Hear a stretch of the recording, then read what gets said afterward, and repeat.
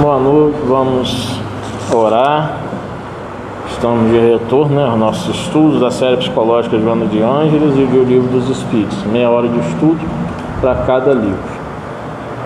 Estamos presencial e online. Online só porque pessoas realmente que acompanham, e que vêm depois, então vou deixar gravado e depois vou passar esses vídeos para o YouTube. Por quê?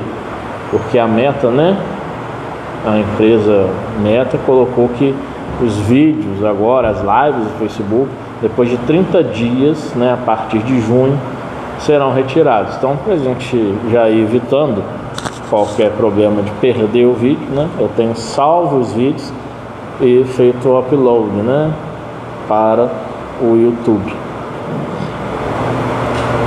Vamos orar para nós darmos início.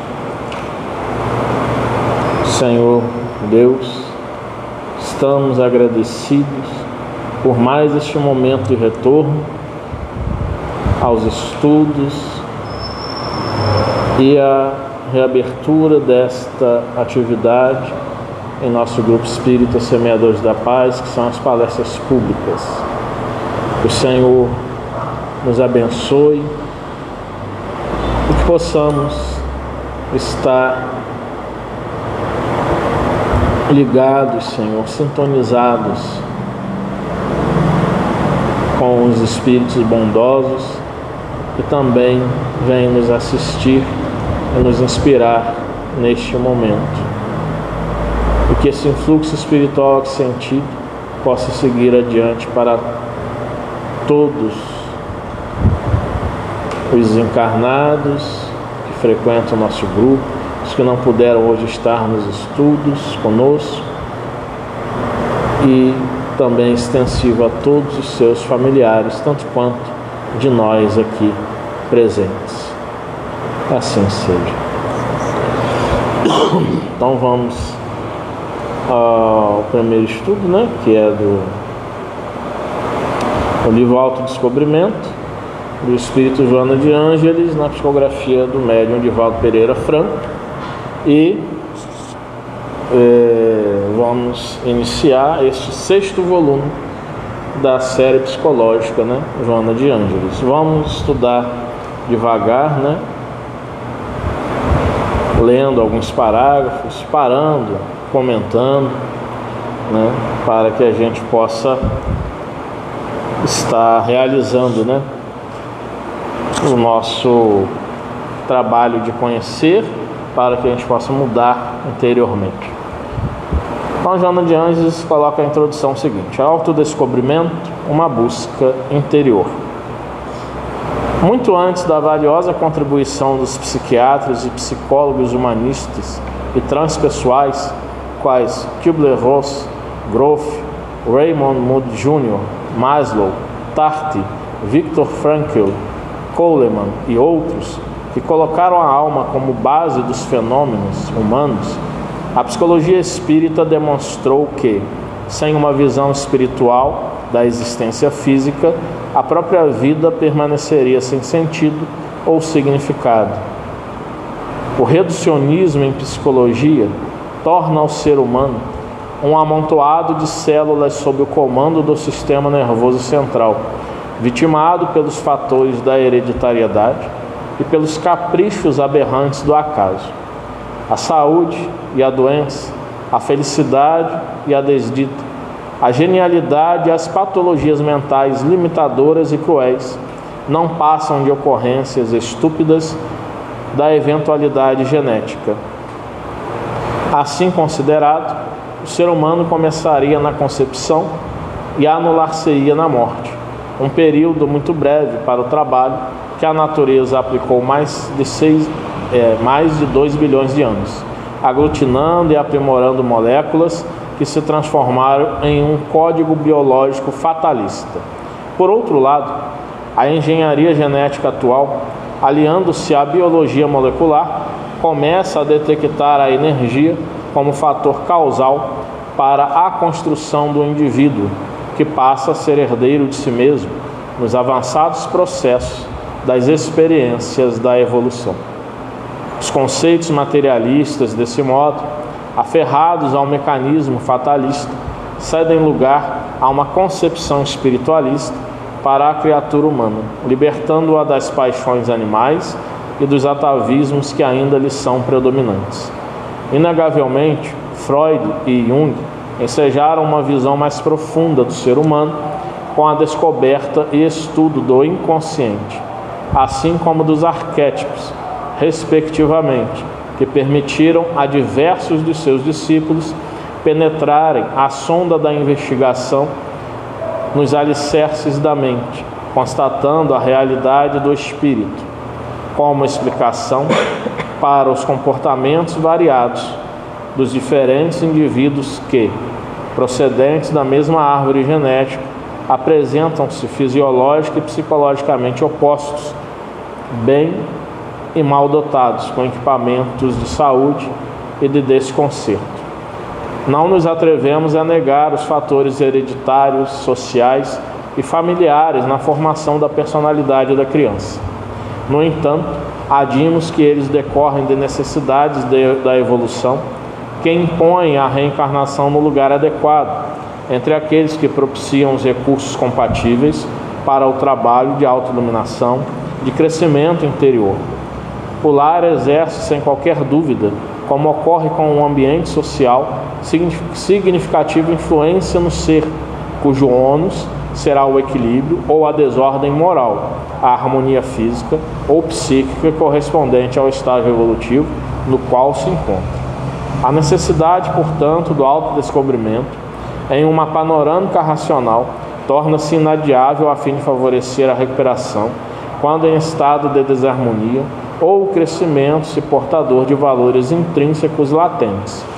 Enquanto não se conscientize das próprias possibilidades, o indivíduo aturde-se em conflitos de natureza destrutiva ou foge espetacularmente para estados depressivos, mergulhando em psicoses de vária ordem, que o dominam e inviabilizam a sua evolução, pelo menos momentaneamente. A experiência do autodescobrimento faculta-lhe identificar os limites e as dependências, as aspirações verdadeiras e as falsas, os embustes do ego e as imposturas da ilusão.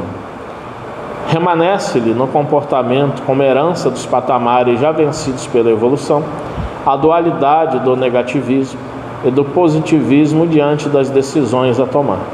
Não identificado com os propósitos da finalidade superior da vida, quando convidado à libertação dos vícios e paixões perturbadoras, das aflições e tendências destrutivas, essa dualidade do negativo e do positivo desenha-se-lhe no pensamento, dificultando-lhe a decisão. É comum, então, o assalto mental pela dúvida, isto ou aquilo. A definição faz-se com insegurança e o investimento para a execução do propósito novo diminui ou desaparece em face das contínuas incertezas. Fazem-se imprescindíveis alguns requisitos para que seja logrado o autodescobrimento com a finalidade de bem-estar e de logros plenos, a saber, insatisfação pelo que se é ou se possui, ou como se encontra, desejo sincero de mudança, persistência no tentame, disposição para aceitar-se e vencer-se, capacidade para crescer emocionalmente.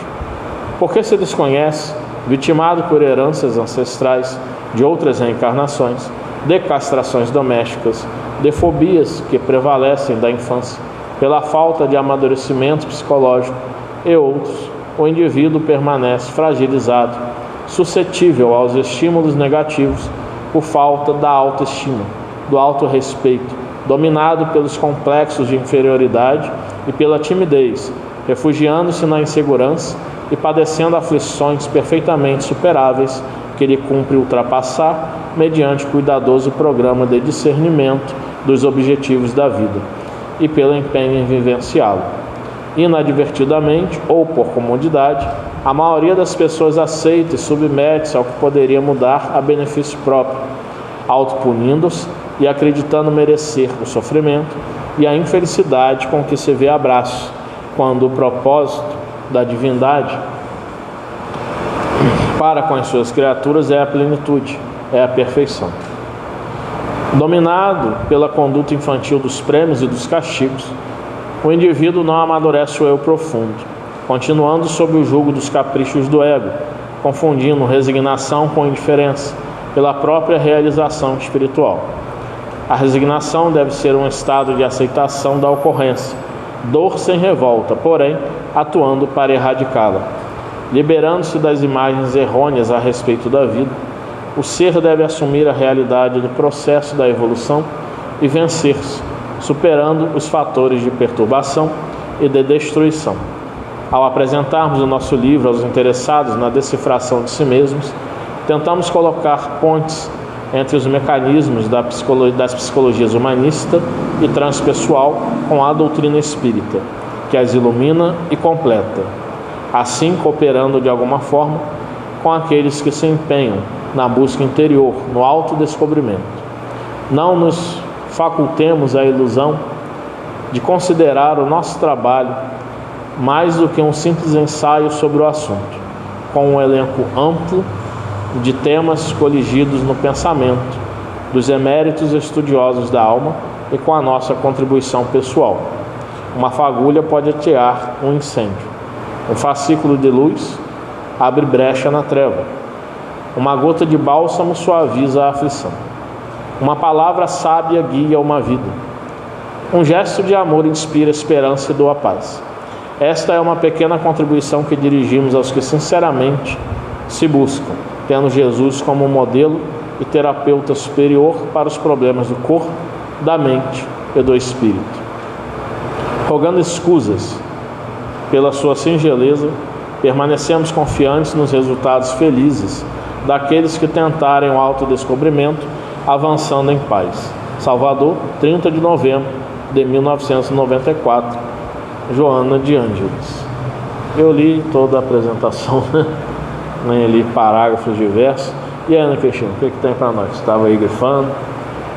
Estou achando interessante as colocações aqui, falando do propósito da divindade. Quer dizer, é o propósito de Deus para conosco, né? Sim, sim. Que é a plenitude, a perfeição. Deus quer isso de nós. Exatamente. Então a gente, quando não se encontra, se sente imperfeito, não se sente pleno, a gente tem que procurar, fazer essa procura, essa busca. E essa busca se dá com o autodescobrimento. Todas as missões dela se voltam para o autodescobrimento. E não é fácil a gente saber quem é a gente. É difícil. É bem difícil. Hoje eu coloquei para um analisante que me procurou no WhatsApp, né? Eu tinha feito a sessão dele, mas estava com algumas questões. Aí eu coloquei para ele o seguinte, faça dialética reflexiva. Isto é, pense sobre o que você está pensando. Aquela fala de Beatriz que eu nunca esqueci. Exatamente. Pensa no que você está pensando. Eu lembrei de você, não esqueceu a fala dela. E coloquei a questão da dialética reflexiva para ele buscar, né, assim, porque tem questões que só a pessoa mesma pode refletir, né, e ela encontrar as respostas, né, por mais que a gente possa falar alguma coisa, mas às vezes aquilo que a gente fala não é exatamente o que a pessoa ainda está buscando. E aí ele respondeu no áudio assim, eu vou tentar, né, mas isso é difícil, né, a gente ficar conversando com a gente mesmo. Realmente. Eu às vezes eu me olho no espelho e fico assim, quem é você? Uma boa pergunta. Eu ainda não encontrei a resposta, não. Quem é você? Quem é você? O que Deus quer de você? E aí o que vem passa aquela a sua questão. mente? Eu fico meio perdida, que eu fico assim, qual é o meu propósito aqui? Eu diria que com a minha idade eu ainda não encontrei. De repente eu já esteja nesse propósito e ainda não tenha me dado conta. Verdade.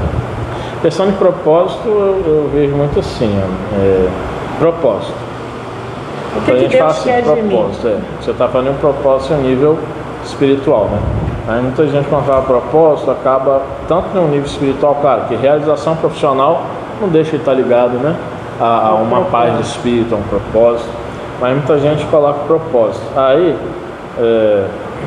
eu vou de novo ao Pondé, que um dia ele falou assim, dando uma entrevista, só fala de propósito. Coach, por exemplo, tem muita mania de falar você buscar um propósito. Mas será que a gente já pensou criticamente em se perguntar que aquela pessoa que está com uma dificuldade financeira séria, o propósito dela não tem propósito, o propósito é pagar as contas. E que, claro, depois que ela tiver superado essa dificuldade, ela pode ter outros propósitos. Claro que uma pessoa, né, com dificuldade financeira pode ter um propósito de eu vou melhorar enquanto pessoa, né? Tem isso aí. Agora o propósito tem muito a ver também, penso eu, né, com a questão do sentido da vida. Dar um sentido à vida. E aí eu concordo com o psicanalista Contato Caligares quando ele fala assim: se nós procurarmos um propósito ou alguma coisa para fundamentar a nossa vida, nós perdemos a própria beleza do viver. Porque a própria vida está no gesto, está na sua atividade, no seu cotidiano, nos seus desafios. Isso é o sentido. O sentido da vida, segundo Caligares, nisso eu concordo com ele, eu tenho essa visão também, é o próprio ato de viver, né? E aí é se perguntar, né? Como já falava aquele outro autor que escreveu o retrato de Dorian Gray, Oscar Wilde, há pessoas que existem e somente existem. É preciso viver.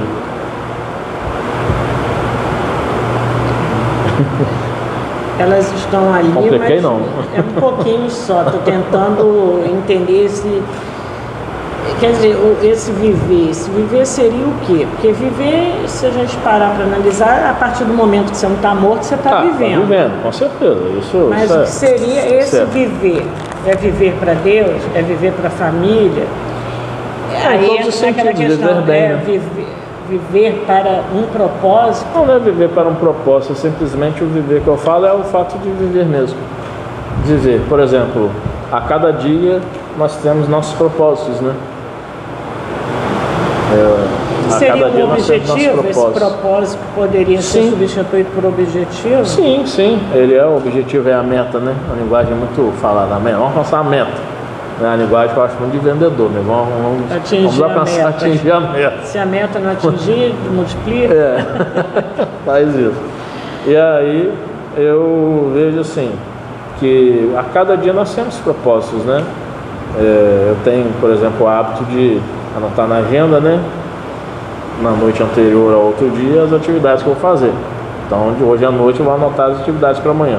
E aí eu coloco lá, ok, o que foi feito, e um traço no que não foi feito, sem me culpar, sem ficar me cobrando porque eu não fiz aquilo, né? Agora, tem aquelas questões que são prioridades. Então, se dá um exemplo de conta, se eu tenho uma conta que vence hoje e eu não tenho, por exemplo, o valor para acertar, e eu sei que eu preciso acertar aquela conta, porque é uma conta de serviço essencial que eu não posso ficar sem, eu não vou me permitir que aquela conta atrase. Então eu vou recorrer, de repente, a pai, mãe, a irmã, irmão, a esposa, se pode quiçá me emprestar, né, um amigo, uma amiga, para que eu pague aquela conta. E aí, depois, claro, né, vou ter que acertar com aquela pessoa e eu vou ter que me organizar melhor no próximo mês para poder cumprir com o meu compromisso. Então, assim, naquele dia, ainda que eu faça uma dívida com alguém, mas naquela conta vai estar paga. Então, o meu propósito e a minha paz, né, de não estar com a preocupação, meu Deus, não paguei aquilo, eu vou ter, né? Mas também respeito, né, e considero que há pessoas que dizem que elas só vão ter um sentido para a vida delas na medida em que elas encontrarem a resposta para qual o propósito. Eu já ouvi pessoas usar a expressão assim: qual a minha missão, né? Aqui. Eu me pergunto. A primeira resposta é que é a evolução, né? Evoluir, progredir espiritualmente. que o ser deve assumir a realidade do processo da Está evolução no últimos parágrafos, e né? vencer-se superando os fatores de perturbação e destruição. Quer dizer, tudo aquilo que nos perturba e tenta nos destruir, a gente tem que vencer. Acho que o fato da gente se dedicar, eu não vou colocar como religião, a esse grupo, Sim, é uma forma que quem está aqui está tentando se melhorar, sim, evoluir espiritualmente. sim. Acaba, acho que, sendo um pouquinho de fazer parte da missão, embora às vezes Claro. a gente acha que não, porque a gente não está aqui à toa. Com certeza não. Ninguém aqui veio assim, caiu de paraquedas. A gente tem alguma coisa a ver com esse grupo, com esse trabalho, com o estudo. Exatamente. Esse último período que você leu aqui, desse último parágrafo, né, que depois vai colocar as linhas aqui, né, o ser deve assumir a realidade do processo da evolução e vencer, superando esses fatores, né, de perturbação e de destruição. Fala disso, né, desse progredir espiritual, disso que você acabou de colocar, quem está aqui no grupo, né, vamos colocar assim, nessa filosofia religiosa, vamos dizer assim. E uma filosofia não religiosa, de religiosidade, é melhor dizer, né? Busca dessa espiritualidade, né? De estar-se a se melhorar. Isso já é o primeiro passo e o mais importante, né? Então nós estamos aqui justamente para isso. Tem um documentário que eu vi há muito tempo atrás, que é Somos Todos Um. Está no YouTube, esse documentário. E perguntam a uma médium estadunidense qual o sentido da vida. E ela faz o seguinte gesto: ela coloca as mãos assim, e nisso que ela coloca as mãos assim, ela desce as mãos, e depois ela faz assim, ela eleva, e ela está dizendo que, olha, simbolicamente, nós enquanto espíritos, enquanto almas, viemos para a matéria, descemos, né, numa linguagem simbólica, e aqui nós vamos fazer toda a caminhada para a gente ir para a totalidade, para nós irmos, né, para a perfeição cósmica, isto é, sermos espíritos puros, né? Ela fala, esse é o sentido da evolução. No caso, É o sentido da vida, né? A evolução, o progresso espiritual. de repente, a gente não tenha uma resposta concreta. Boa noite, Lúcio. Eu tenho um tempinho, eu não tinha dado boa noite. A gente, de repente, não tem uma resposta concreta, mas as coisas que vão acontecendo na nossa vida, embora a gente não tenha, às vezes, a percepção, acaba sendo a resposta, Sim. mesmo que a gente não perceba. Exato. Por que eu estou aqui? Eu já corri em tantos grupos, por que eu estou no GESP? Exatamente. De repente era aqui que eu tinha que estar. Exatamente. De repente aqui era o caminho, então eu vim por caminhos tortuosos até chegar aqui. Exatamente. É a mesma situação minha. Não vou ter a resposta, não, você tinha que estar ali, mas a gente imagina que a vida tenha, como diz o ditado, né? Deus escreve certos por linhas tortas, né? Tenha conduzido para ser aqui. Eu nem passei por diversos grupos, em meio de outubro de 2013, fundo do GESP, né? Quer dizer, seria essa a tarefa que eu teria, né? De fundar um grupo. Eu já pensei sobre isso. Talvez não. Talvez se tivesse encontrado um outro grupo que desse os espaços necessários, poderia permanecer nele. Aí entra na questão daquele livro, problema do ser, do destino e da dor. Por outro lado, existe a questão de que os médicos também recebendo aquela programação, né? Então, o que de repente estava definido mesmo da gente, né, fundar esse grupo, né? Ter que passar, né, ter as experiências necessárias para amadurecer e estar aqui, né, mesmo o GESP, está amadurecendo em muitos processos, né? Deus não erra. Quem erra somos nós, né? Nós erramos. Vamos encerrar aqui e vamos para o livro dos Espíritos. E aí semana que vem a gente já vai para o primeiro capítulo, né? Tem aí o ser real, complexidade da energia, interação espírito e matéria, problemas da evolução. Aí nós vamos estar no tópico complexidade da energia, né? Acho que é um assunto bem complexo mesmo. Primeiro a gente tem que definir bastante o que é energia, né? Como é que eu consigo estar aqui? Ah não, está aqui mesmo. Pensei que tivesse um livro físico. Estou acostumado com o livro físico, apesar de ler bastante aqui. Não tem nenhum não? Aqui? Não, mas eu tenho aqui está marcadinho. Ah, o livro dos Espíritos tem, um monte ali. O livro dos Espíritos não é televisionado. Não, É gravado? É, também. Então vamos lá. O livro dos Espíritos, limite do trabalho, repouso. Questão 682. Lê aí pra gente. 682. Sendo uma necessidade para todo aquele que trabalha, o repouso não é também uma lei da natureza? Resposta: sem dúvida. O repouso serve para a reparação das forças do corpo e também é necessário para dar um pouco mais de liberdade à inteligência, a fim de que se eleve acima da matéria. E aí, você entendeu o que disso aí?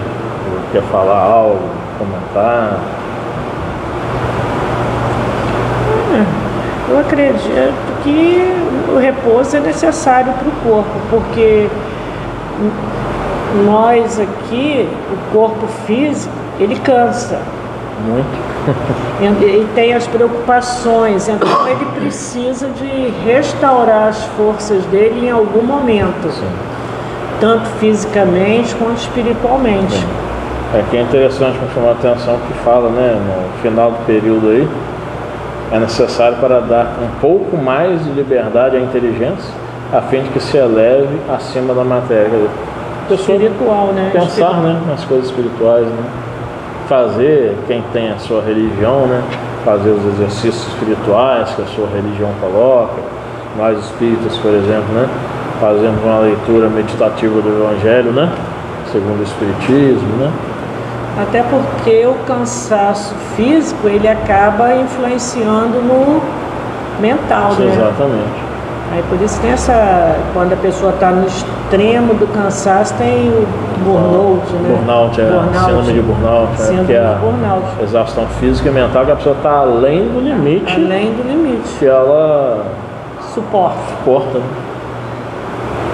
É bem interessante. É aqui fala. Pode continuar, César. 683. Qual o limite do trabalho?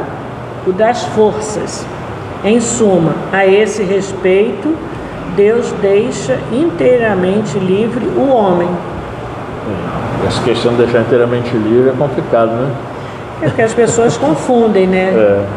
Acaba, posso fazer o que eu quero, não preciso trabalhar, e acaba se acomodando numa situação e não faz esforço nenhum. Isso aí é complicado, a pessoa não faz esforço nenhum, então a pessoa também, né? Trabalha, os workaholics, né? Pessoa viciada no trabalho, e aí não entende que há um limite para as forças dela, né? E quando fica trabalhando, daqui a pouco está exausto, cansado, mas não, tem que trabalhar. Aí acaba adoecendo e para a força. Ou adoece também de outra forma, né? Dependência química e medicamentos para estar. Também tem essa questão. Sempre a questão de alerta. Em alerta. Né? 684, vamos lá. Que se deve pensar dos que abusam de sua autoridade, impondo a seus inferiores excessivo trabalho? Resposta: isso é uma das piores ações. Todo aquele que tem o poder de mandar é responsável pelo excesso de trabalho que impõe a seus inferiores, porquanto, assim fazendo, transgride a lei de Deus. Aí tem uma nota aqui, 273, não sei para onde que vai. Ah, é a pergunta 273. Ah, tá. Aí, Volta lá atrás. aí é lá atrás, é. Deixa eu voltar. Quando você volta aí é interessante essa questão.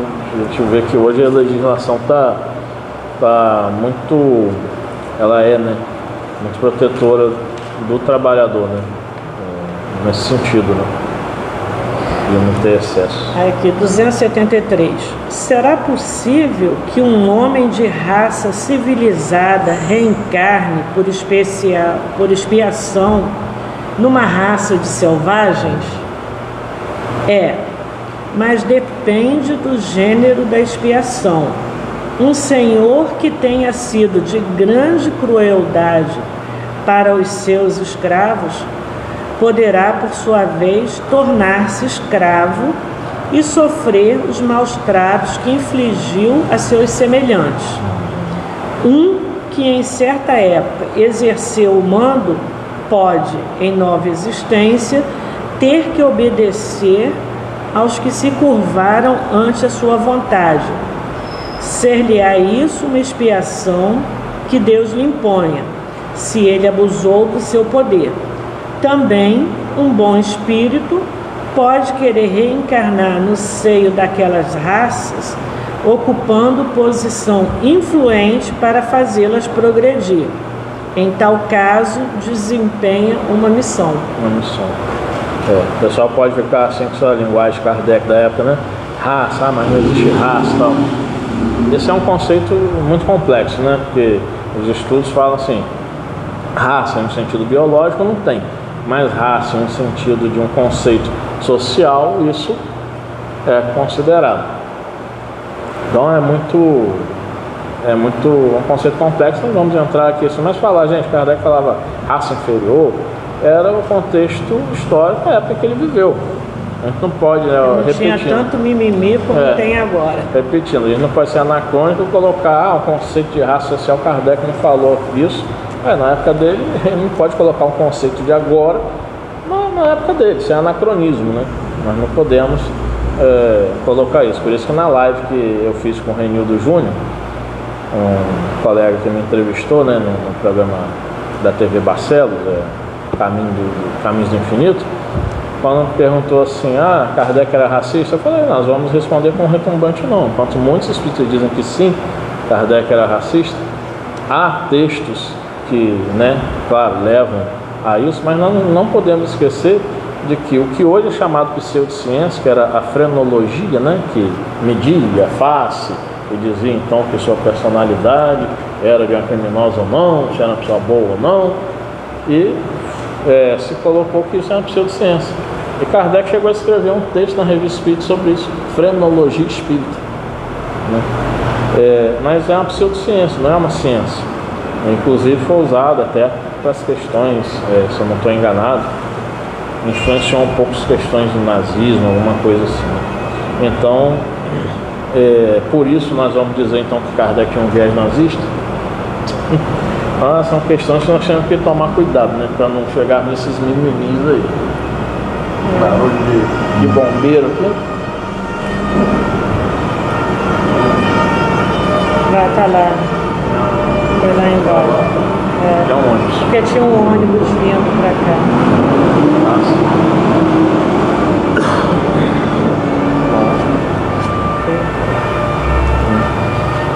Continuamos?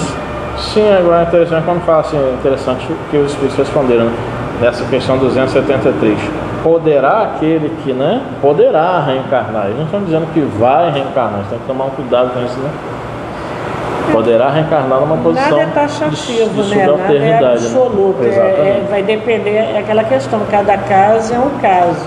Cada caso é um caso. É igual quando fala, você se separou, vai voltar na outra relação com o mesmo marido. Isso aí, porque a gente, cada caso é um caso. Isso é radicalismo.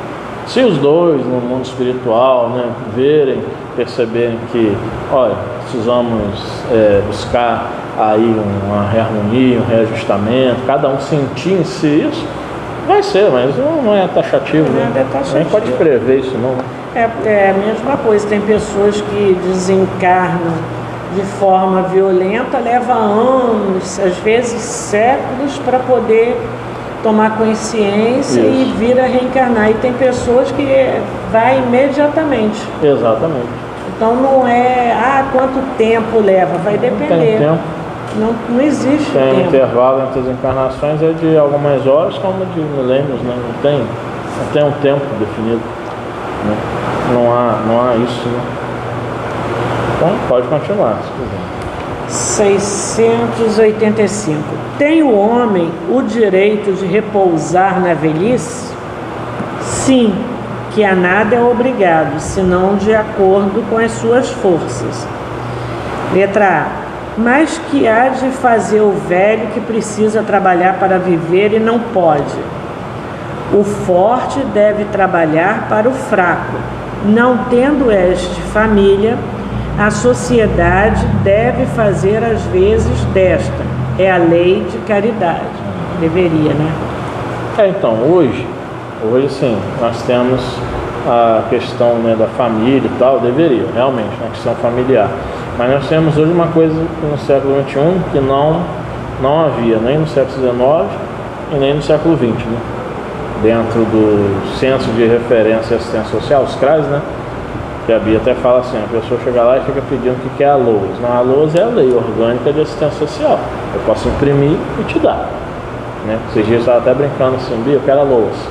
A LOAS eu vou pedir a Larissa para imprimir e te dar. Né? Na verdade, essa lei orgânica de assistência social dá um direito à pessoa que comprove não ter renda ao chegar aos 65 anos de idade, ou também questões, né, outras, como crianças com autismo, né, um nível de suporte bem necessário. Que a mãe não consegue trabalhar para poder cuidar, né?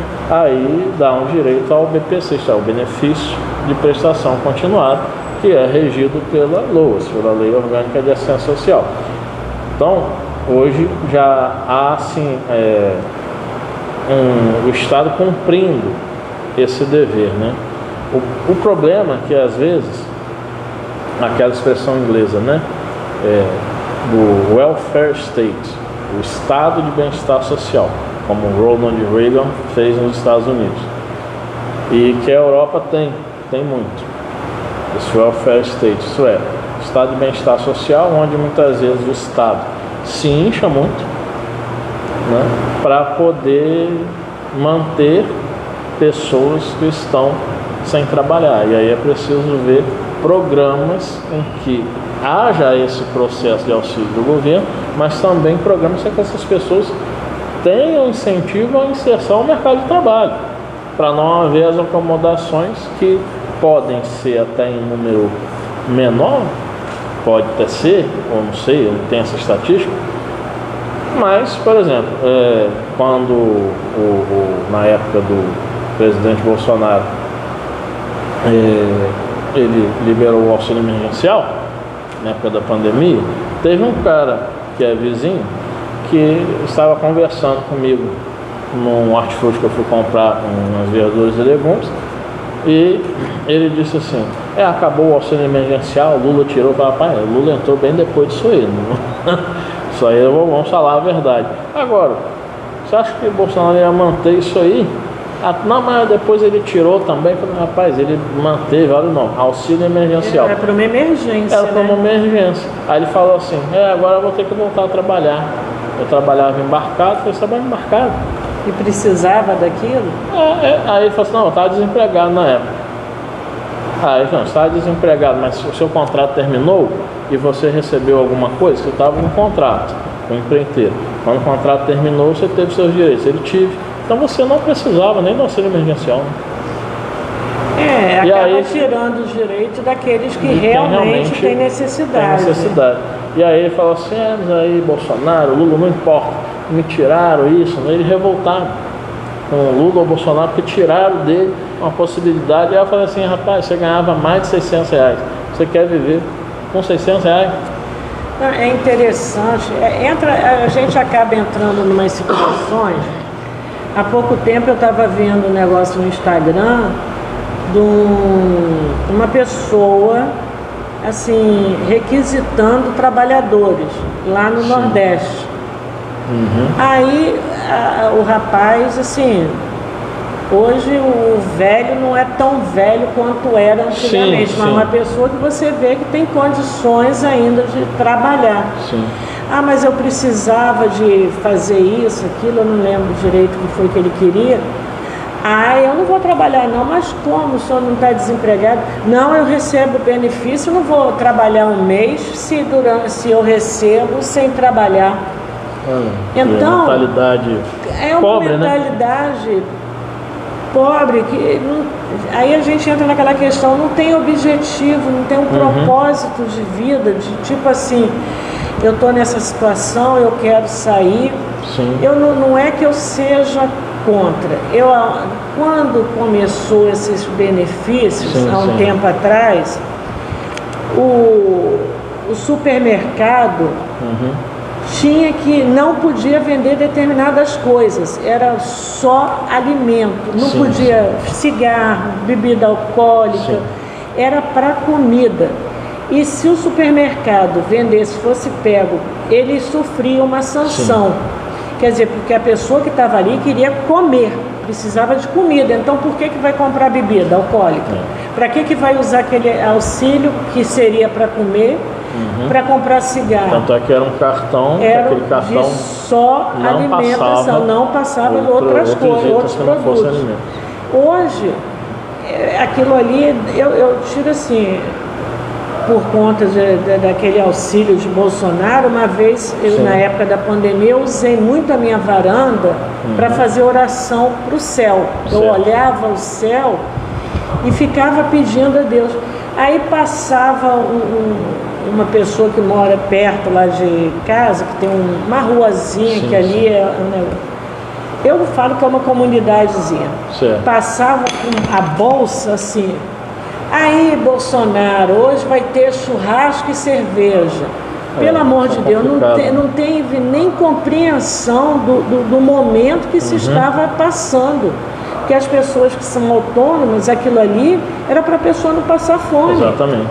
Era porque não podia trabalhar, porque não podia ali vender a pipoca, porque não podia ali vender o sorvete dele. Era um auxílio para não passar fome. Para não passar fome. E teve pessoas que passava ali com aquela sacola cheia de cerveja e hoje nós vamos beber. Teve vizinhos que, por exemplo, fizeram tatuagens usando uma coisa que se fosse outra, aí iria usar aquele coisa para melhorar é manicure e não estava podendo fazer unha, mudava alguma coisa, melhorava os produtos, mas não. Eles usaram, então foi uma distorção das coisas tão grande, muito grande, né? Que a pessoa fica.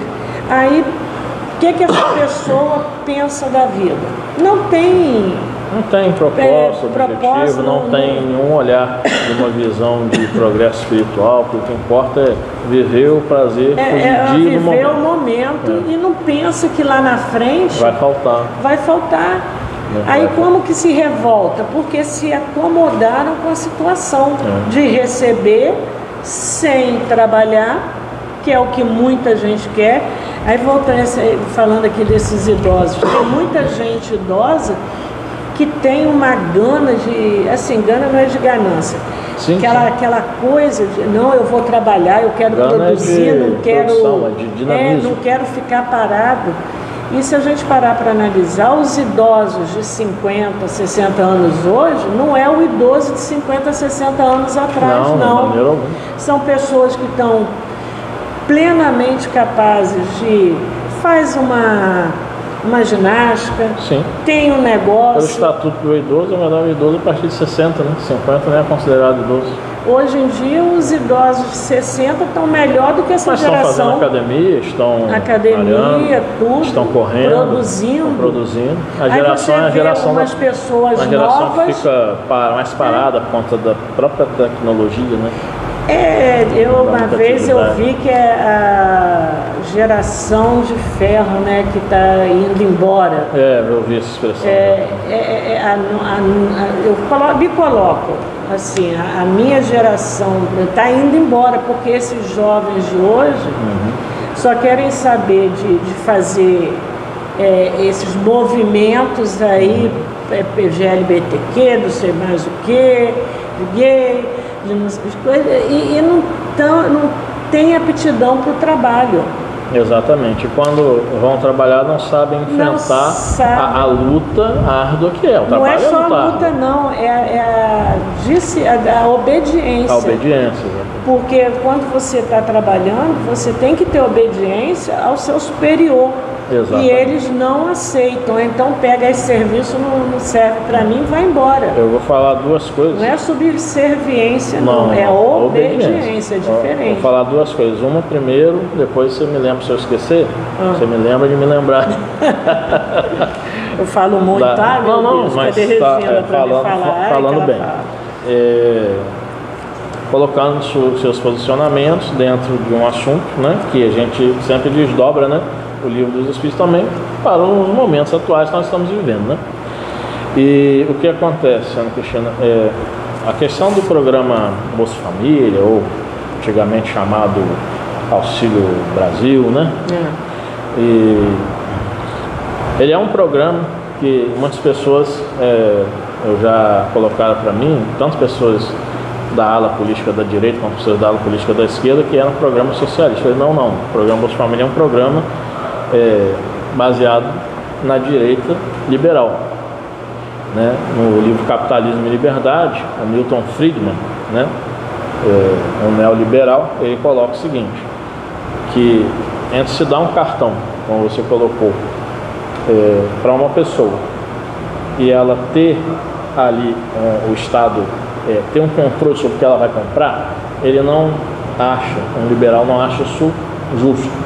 É preciso que a pessoa tenha então um cartão que ela, como é no Bolsa Família, tem um cartão do banco, vai lá numa lotérica ou na Caixa Econômica e retira o dinheiro. A menina lá perto de casa vai fazer o cabelo para sair à noite para ver com quem que ela vai sair. E retira o dinheiro. Aí ele fala assim, isso é a liberdade individual, que é um dos princípios do liberalismo, né? Então você pega o seu dinheiro, se você não comprar comida, o problema é totalmente seu. O problema é totalmente seu. A crítica que eu faço a isso, ao que esse programa não é exatamente do Milton Friedman, ele é inspirado nesse livro, né? Em programas que no Capitalismo e Liberdade o Milton Friedman fala. Mas ele fala ali de se ter um espaço de tempo, né? A crítica eu não vou fazer ao Milton Friedman. O Milton Friedman fala de ter um espaço de tempo até se arrumar um emprego e se ter ali as condicionalidades de se ter ali, por exemplo, o Estado proporcionar um curso profissionalizante, alguma coisa assim. A crítica que eu faço é a seguinte, da mesma forma que se tem condicionalidade para se receba por crianças até 6 anos R$150 a mais no Bolsa Família, então por cada criança até 6 anos, né, até 6 crianças, R$150 ali. Mas a criança tem que estar na escola. É uma condicionalidade. Por que não colocar uma condicionalidade de um tempo de, olha, 1 ano aqui, programa Bolsa Família para você, mas você vai ter que estar matriculado em um curso profissionalizante que o equipamento governamental vai ofertar para você. Aí entra aquela situação que Bia um dia falou, que no CRAS, quando ela estava coordenando o CRAS Codim, tinha questão de curso, mas era o centro da cidade. Então a pessoa sai da Codim, lá de Guarulhos, outro lado da cidade, a pessoa com dificuldade de pegar transporte para ir até lá. Entra o financeiro também. Começaram a ver assim, colocar curso para lá, para aquela área. Mas a questão que fica quem vai? Mesmo tendo facilidade. Muitas vezes as pessoas não querem realmente se dedicar, não querem aprender. Acham que assim, a Bia até fala em conversa comigo, Léo, quando a pessoa consegue o seu Bolsa Família, como tem vizinhos lá em casa que falam assim, tá todo mundo recebendo, vizinhos que tem dificuldade séria, né? Tá todo mundo recebendo, por que eu não vou receber? Não? Mas tem outros vizinhos que têm dificuldades sérias, porém a família que mora no entorno, né, que são pequenos guetos, eu chamo assim, né? que mora no entorno tem ali condições financeiras, né? Pais, tios, irmãos, irmãs que recebem de uma forma até razoavelmente bem e que dão um amparo. Nossa pessoa, no fundo, ela não tem aquela necessidade toda, né? Então depende de muitos casos. Essa é a questão do programa Bolsa Família. A crítica que eu faço de como é feito é justamente isso: falta de funcionalidade para os adultos e essa questão de tempo. Porque na Europa e em alguns países o Estado até faz esse processo para ter o welfare state, né? O estado de bem-estar social. Porém, há um limite de tempo. E a pessoa precisa é porque está fazendo se inserir isso no como mercado. se fosse uma aposentadoria, como Exatamente. se fosse um... A pessoa, quando recebe Bolsa Família, parece que ela adquiriu a sua liberdade financeira e conseguiu. E sem produzir. Sem produzir. E se esquece que isso é um benefício eventual, que a qualquer momento pode ser cortado, né?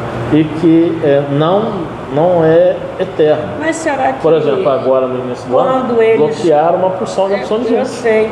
Será que as pessoas, quando vão fazer as inscrições, elas são informadas a respeito disso? Isso é temporário. São Preciso informadas. que até tal tempo você me apresente Elas são informadas por quê? sua carteira de trabalho. Elas são informadas, não pela questão de tempo assim, né? Isso não. O que eu sei é o seguinte: a Bia, claro, poderia falar muito melhor por trabalhar, né, no CRAS. Mas ela fala que tem a acolhida, né? A acolhida é o quê? A acolhida é receber ali os usuários, né, no CRAS, e se explica a eles, né, todo o processo. E se explica que há condicionalidade. Uma pessoa não recebe Bolsa Família, vai lá no CRAS, fez o cadastro, vai receber. Não é assim. Vai se ter toda a questão do cálculo da renda. Se for por cada cabeça que mora na casa, se receber até um quarto do salário mínimo, aí vai se ter o direito. Se não, não se tem. Famílias chamadas famílias, eu não sei se é monoparentais que fala, se é homoparental, um negócio desse aí. A pessoa que mora sozinha já estão tirando o direito a se ter o Bolsa Família. Muitas pessoas que moram sozinhas que recebem não estão recebendo mais. E muitas mulheres acabam indo lá, têm seus companheiros, dizem que não tem, que moram sozinhos, para não ter o cruzamento de dados, né? E como ela não tem renda até nenhuma para receber. Para empregador, porque eu sei que teve uma que trabalhou lá com a minha filha, não assina minha carteira não, senão eu perco o Bolsa Família. Aí o que aconteceu? Na hora de ir embora, colocou um processo que disse que minha filha não queria assinar carteira. Esse é um problema. Então, tá muito assim, eles fizeram um meio de renda. Sim. Sem trabalhar. É muito simples para mim ter esse dinheiro sem eu fazer esforço nenhum. Tem essa questão. Você falou para lembrar do segundo. Não, sim, mas eu não esqueci, mas obrigado por lembrar. O segundo foi aquela questão, e agora eu me esqueci, mas foi da questão que você estava falando dos idosos, eu acho. Os idosos hoje, e a população está envelhecendo. Isso lembra do estudo de ontem, 2014 nós somos um país já de idosos. A população está envelhecendo, o pessoal não quer ter filhos, isso tirando esses que recebem